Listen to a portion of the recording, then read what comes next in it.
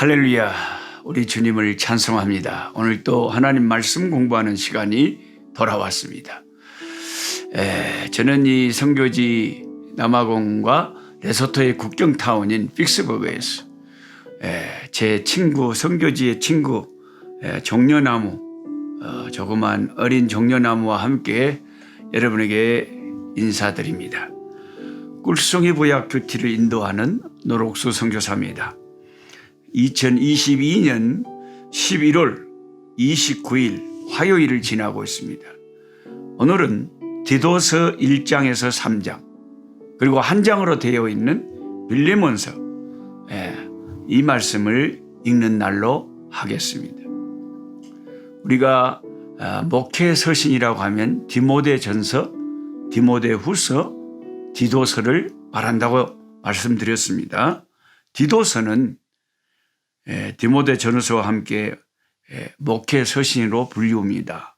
이 서신은 사도 바울이 그의 선교 여행 중에 설립한 교회를 인도하도록 그레데에 남겨둔 믿음 안의 형제인 디도에게 용기를 북돋아 주기 위해 쓰였습니다. 우리가 고린도 후서도 읽어보면 디모데만큼 하나님의 사도 바울이 사랑했던 사람이 있는데 그가 바로 디도입니다. 디도가 와야 되는데 디도가 온다고 하는 약속된 날짜에 오지 않아가지고 사도 바울이 실망하고 힘이 빠져서 낙심돼서 전도를 계속하지 못하고 디도 오기만을 손꼽아 기다리는 그런 절절한 내용들이 고린도 후서에 자세히 기록되어 있습니다. 읽어보신 분들은 다 아실 겁니다. 그만큼 사도 바울에게는 디도가 너무나 중요하고 소중한 동역자였습니다. 이 편지는 디도에게 교회 지도자의 자격 요건이 어떤 것인지 조언한 것이죠.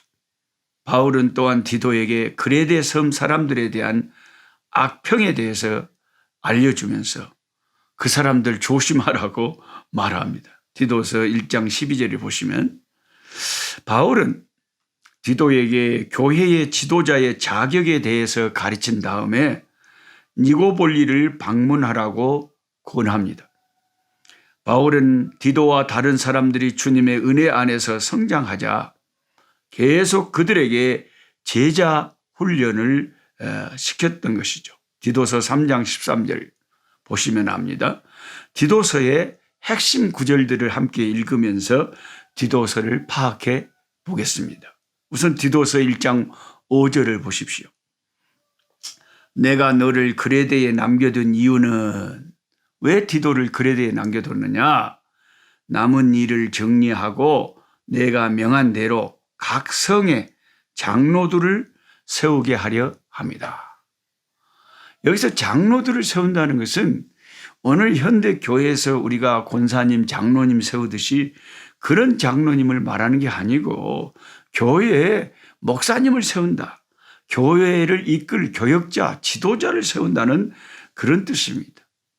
신약 성경의 장로라고 하면 오늘날로 말하면 목회자, 목사라고 읽는 것이 맞을 때가 많습니다. 그래서 각 성에 교회들은 세워져 있는데 거기에 그 교회를 이끌 지도자들이 다 있어야 되잖아요. 어제도 산속 깊은 레소토 산속 까짜스넥, 제가 여기서 새벽 4시에 출발하면 겨우 11시 예배에 도착할 수 있는, 그러니까 몇 시간을 제가 여기서 차로 가야 되겠습니까? 그 까짜스넥까지 4시에 일어나서 출발했다. 5시, 6시, 7시, 8시, 9시, 10시, 11시 7시간을 가야 된다. 7시간을 산속으로 차로 가야 만날 수 있는, 차가 산이 한 3,000m가 넘으면 그 산에서 또 내려다 보면 그냥 구름이 막 산 밑에 막 깔려 있고, 그런 기가 막힌 깊은 레소토 산속에 그곳에 목사님, 사모님 거하시면서 그런 참 선교사 중에 선교사잖아요. 그러면서 자기 동족에게 거기서 교회를 세웠어. 그래서 예배를 인도하고 그 우리 레라또 목사님이 거기서 그렇게 잘하고 있어요. 또 아이삭 목사님은 또 다른 산속 깊은 곳인 까짜스넥 또는 타바체카이죠. 거기는 또 다른 더 깊은 또 산속입니다. 예. 그런 분들이 사택을 목사님 세워야 되겠습니다. 예배당을 세워야 되겠습니다.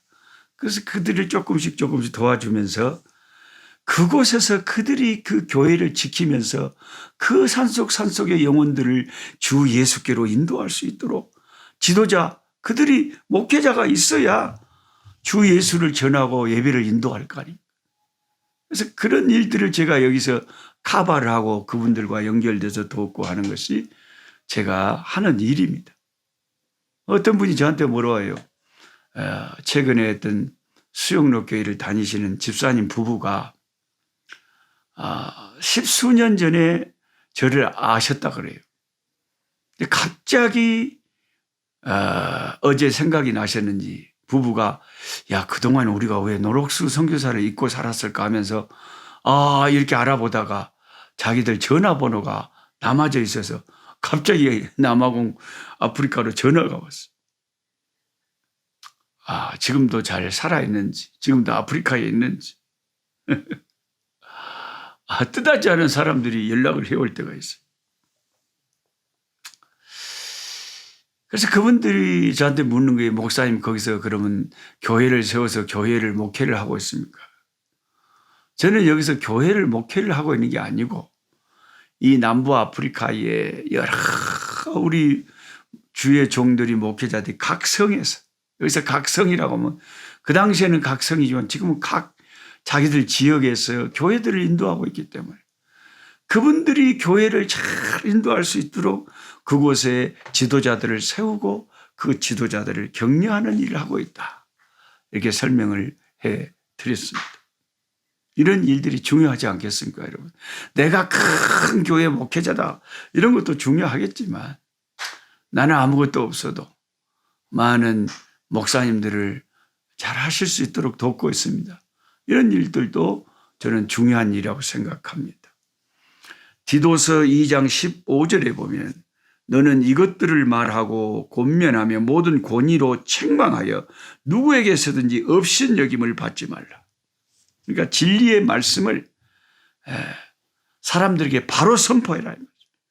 나이가 많은 사람이든 힘이 있는 사람이든 부자든 그런 사람들이 있기 때문에 진리를 바로 선포하는 일을 주저하지 말고 그들이 너를 업신여기지 않도록 영적인 권위를 가지고 담대하게 주의 말씀을 전하라.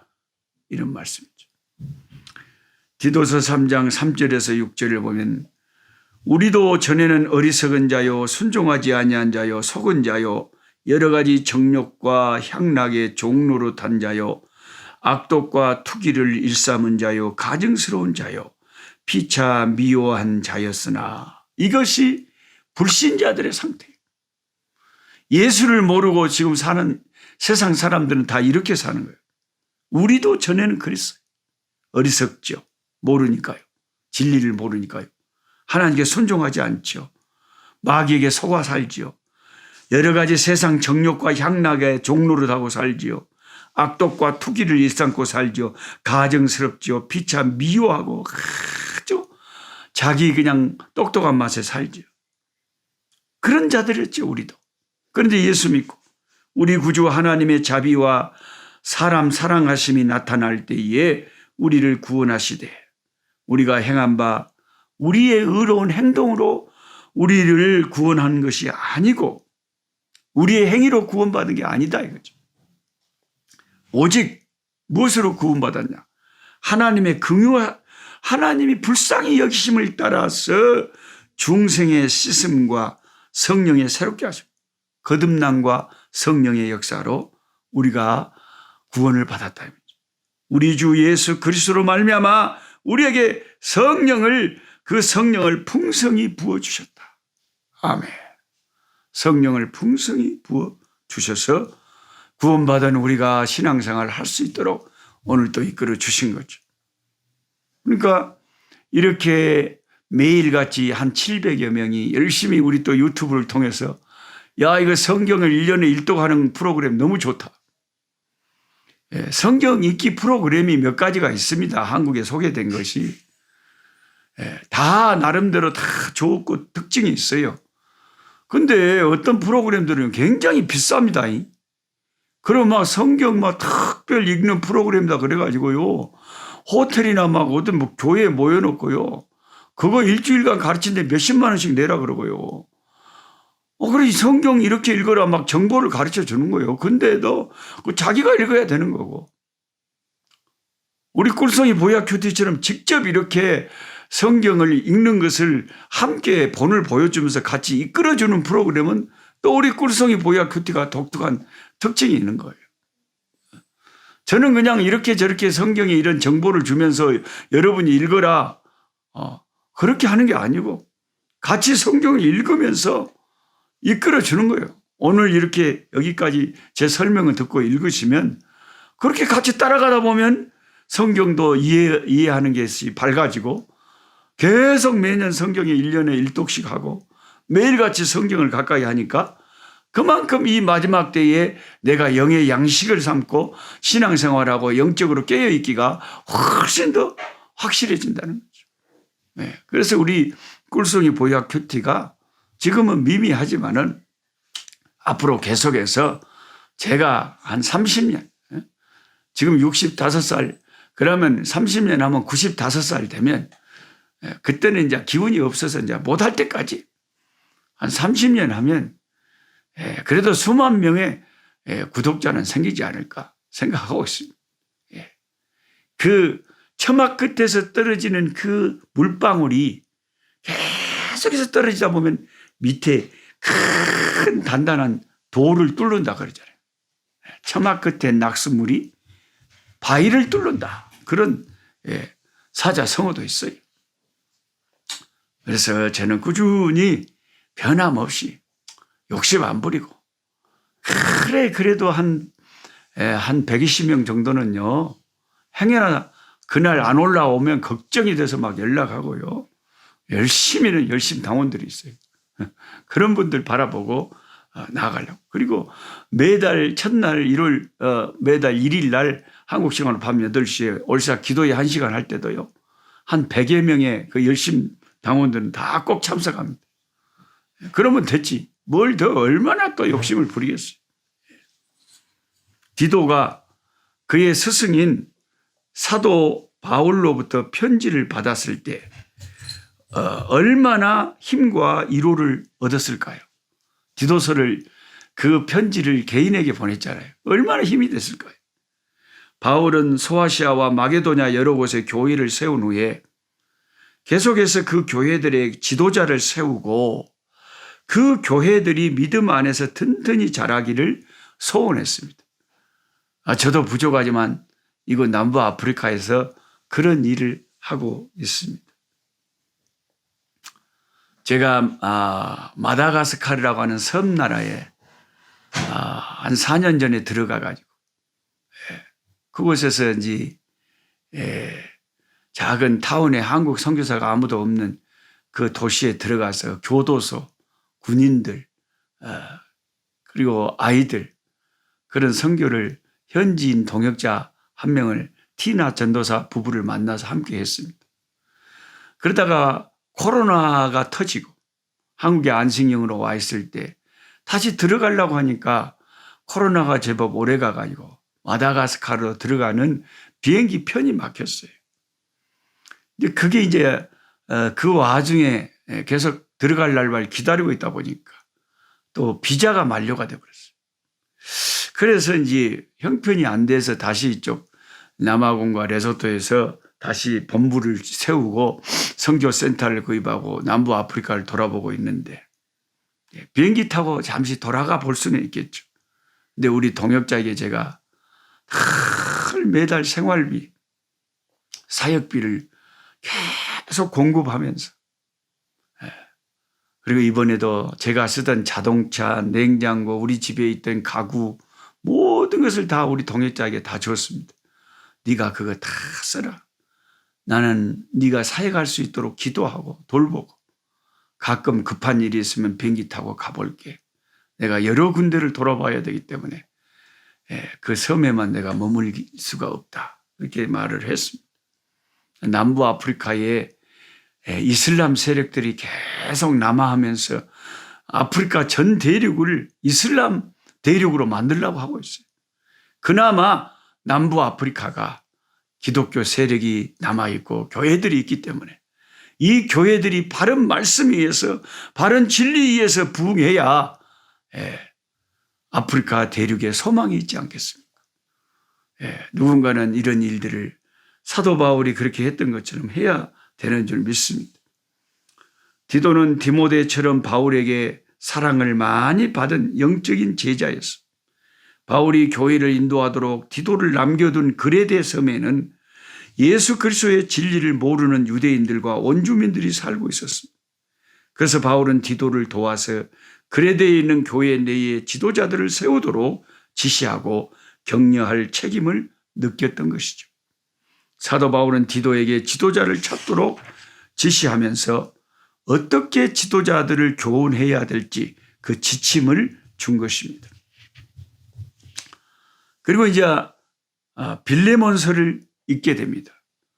빌레몬서를 읽어본 여러분들 다 읽어보셨죠? 짧지만은 놀라운 성경입니다. 이 글은 바울의 서신 중에 가장 짧은 편지로 인사 후에 10절에서 글을 쓴 주요 이유에 대해서 설명합니다.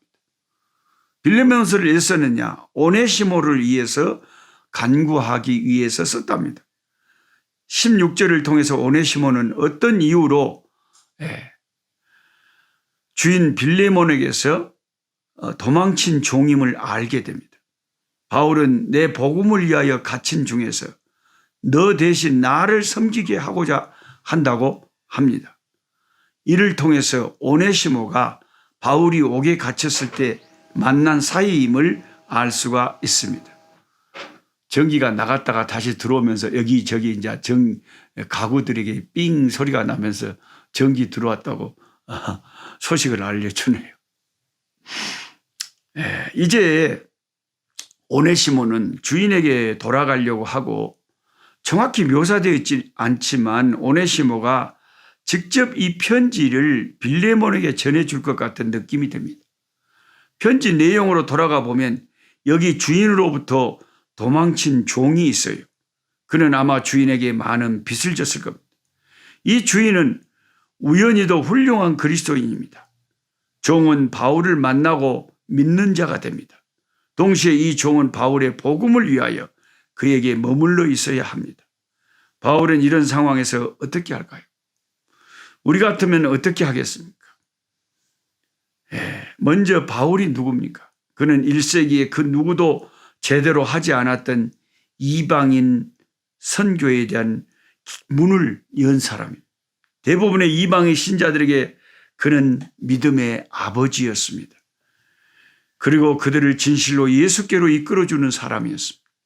그리고 이는 오네시모와 빌레몬에게는 똑같은 그런 위대한 믿음의 지도자였죠. 지금 이 바울은 옥에 갇혀 있고 오네시모가 바울을 위해 복음을 다시 회심하고 변화돼서 전파하고 있습니다. 바울에게 오네시모는 대단히 유익한 사람입니다. 문제는 그가 도망쳐온 종이라는 것입니다. 그의 주인은 바울이 설립한 교회의 신자였습니다. 바울은 실질적으로 자신에게 유용한 이 기독교인인 오네시모의 상황을 어떻게 해결합니까? 답은 친절과 사랑과 정직이었습니다. 빌레몬에게 형제 대 형제로서 편지를 씁니다. 바울은 이러므로 내가 그리스도 안에서 아주 담대하게 네게 마땅한 일로 명할 수도 있으나 도리어 사랑으로 간구하노라고 말합니다. 그냥 이렇게 해라고 명령하면 될 일이지만 그러나 그렇게 하면 안 된다는 생각이 들어서 너에게 이렇게 간구하고 부탁을 한다. 이렇게 말합니다. 담대하게 명령할 수도 있었지만 그렇게 하지 않았다는 것입니다. 대신 빌레몬에게 간구했습니다. 요청했습니다. 부탁했습니다. 바울은 오네시모가 필요했지만 자신이 사도라고 하는 그 권위를 내세우면서 오네시모를 데리고 있을 그런 권리를 당연하게 생각하지 않았습니다. 대신 다만 네 승낙이 없이는 내가 아무것도 하기를 원치 아니하니 이는 너의 선한 일이 억지같이 되지 아니하고 자유로 되게 하려 함이라. 빌레몬서 1장 14절에 말합니다. 바울은 빌레몬의 이 청혼을 거절하지 않고 아마 네 그렇게 하십시오 라고 말했겠죠. 그래서 저도 이런 말씀들을 읽으면서 내가 아버지이기 때문에 남편이기 때문에 교회 지도자이기 때문에 내 권위를 남용해서 갑질을 한 적이 없는가. 그런 것도 참 조심해야 되겠다. 우리가 겸손하고 정직하게 솔직하게 권리를 주장하는 것이 아니라 겸손과 타인에 대한 배려를 많이 배워야 되겠다. 이런 생각을 하는 빌레몬서의 말씀입니다. 하나님 아버지, 오늘 또 하루를 살게 하시고 말씀을 주셔서 교훈하시니 감사합니다. 디도를 사도 바울은 그레데 섬에 남겨두고 또한 떨어져서 하나님의 일을 하면서 그쪽이 염려돼서 디도에게 편지를 씁니다. 그리고 지도자들을 세워서 각 성에 세울 것을 명합니다. 그때나 지금이나 주님의 연약한 교회들은 여기저기 세워져 있는데 충직한 종들은 많지가 않습니다. 하나님 아버지, 너무나 교회가 힘들어서 아버지 물질 때문에 돈 때문에 힘들어하는 목회자들이 많습니다. 자녀 교육도 시켜야 되고 먹고 살아야 되는데 교회에서 헌금은 몇 푼 나오지도 않고 그래서 힘들어하는 이 아프리카 목회자들이 많은 이 상황에서요. 저들은 진리에서 돌이켜서 다른 것을 쫓고 교회가 슈퍼마켓처럼 교회에서 생수를 팔고 아버지 기름을 팔고 하면서 교회가 말씀에서 떠나서 혼란스러워지는 교회들도 많습니다. 아버지, 이 말세에 이단 가운데서 진리를 수호할 수 있게 하여 주시옵시고 오직 예수, 오직 성경만 아버지 가르치는 교회가 되게 하여 주시옵시고 주의 종들에게 하나님 아버지 공급하셨을 하나님 여호와 일에 준비하셨을 주님만 섬기고도 살아갈 수 있는 길들을 열어주시기를 간절히 바라옵고 원하오며 우리 구주 예수님의 이름으로 기도하옵나이다. 아멘. 아멘. 약한 자 힘주시고 강한 자 바르게 주 환자 정택함이 주님의 뜻이라. 해 아래 압박 있는 곳 주 거기 계셔서 그 팔로 막아 주시어 종이가